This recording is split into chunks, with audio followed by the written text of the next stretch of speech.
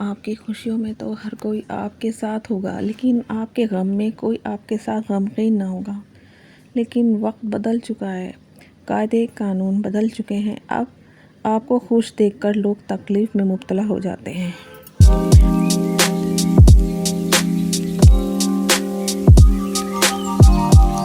السلام علیکم، کیسے ہیں آپ؟ امید کرتی ہوں آپ اپنے اپنے گھروں میں خیر و آباد ہوں گے، اور اللہ کا شکر ہے میں بھی بالکل ٹھیک ہوں۔ آپ کی خدمت میں حاضر ہوں ایک نیا ٹاپک کے اوپر۔ چلیے بات کرتے ہیں۔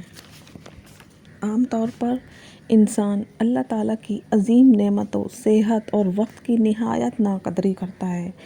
ان نعمتوں سے جتنا فائدہ اٹھانا چاہیے اور آخرت میں ان کے ذریعے جتنی کامیابی حاصل کرنی چاہیے، اس میں سخت غفلت اور سستی سے کام لیتا ہے۔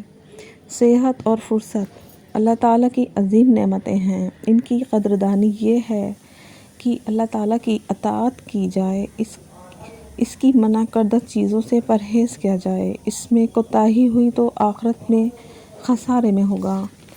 کبھی انسان صحت مند ہوتا ہے مگر اسے فرصت نہیں ملتی، کبھی فرصت میں ہوتا ہے مگر صحت ساتھ نہیں دیتی۔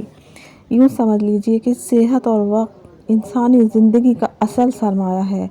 اب یہ انسان کی سمجھ ہے کہ وہ انہیں کس کے ساتھ فروخت کرتا ہے۔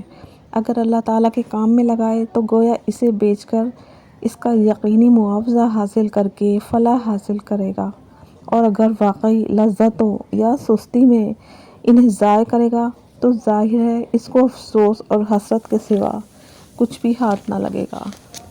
اس لیے حقیقتیں بڑی دل خراش ہوتی ہیں، لیکن زندگی میں حقیقت پسند بننا سیکھیے۔ ہم سفر کے انتخاب کا موقع ملے تو ایسے شخص کا انتخاب کیجیے جو آپ کی خوشی میں ساتھ ساتھ آپ کے غموں کو بھی سمیٹنا جانتا ہو۔ زندگی کے اکثر مقامات پر میں نے جانا سوا اللہ کے میرے ساتھ اور کوئی نہیں ہے، اور پھر مجھے اندازہ ہوا کہ اللہ کا آپ کے ساتھ ہونا کتنا ضروری ہے۔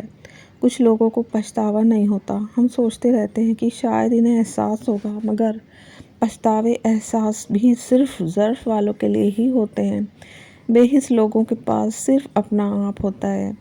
کسی انسان کے پیچھے نہ بھاگیں، اپنا وقار، اپنا نفس داؤ پہ لگا کے، کیونکہ آپ کی عزت نفس ان سے کہیں زیادہ ہے۔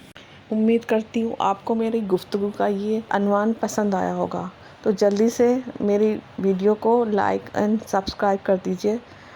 اگلی ویڈیو میں پھر ملاقات ہوگی۔ اللہ حافظ۔